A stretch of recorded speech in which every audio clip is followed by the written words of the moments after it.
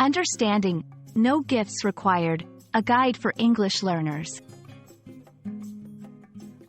Hello, everyone. Welcome back to our channel, where we dive into the fascinating world of the English language and unravel its many nuances together. Today, we're exploring a common phrase you might encounter in invitations or announcements. No gifts required.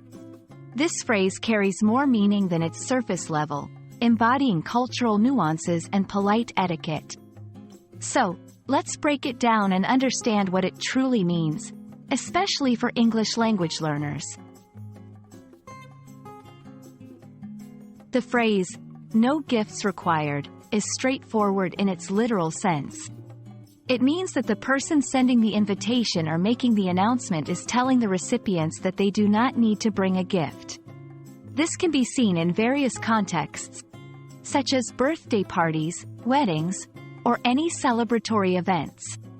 The host is essentially saying that your presence at the event is more important than any physical present you might bring. Understanding the cultural context behind "no gifts required" is crucial.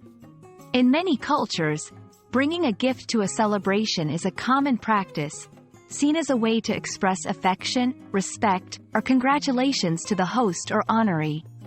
However, by stating, "no gifts required," the host is attempting to alleviate any pressure or obligation guests might feel to purchase a gift.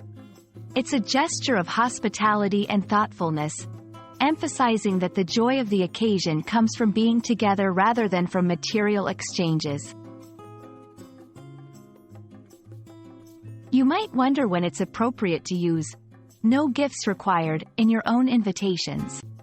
This phrase is best used for casual or intimate gatherings where you want to ensure your guests feel comfortable and know that their presence is what truly matters to you. However, it's also important to be sensitive to how this phrase might be perceived, as some guests might still feel inclined to bring a gift. It's a way to signal to your guests that the event is more about the celebration and less about formalities. The inclusion of "no gifts required" in an invitation can also have a subtle but significant impact on social interactions. It sets a relaxed and welcoming tone for the event, potentially reducing any stress or anxiety guests might have about gift-giving. This phrase can help foster a sense of community and closeness, as it prioritizes human connections over material ones. For non-native speakers, understanding these social nuances is key to navigating English-speaking social environments effectively.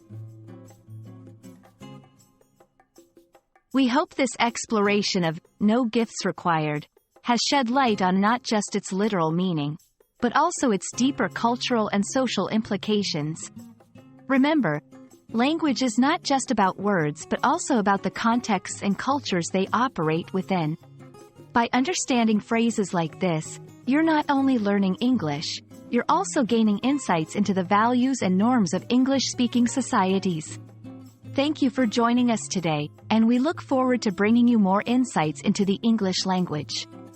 Happy learning, and see you in our next video.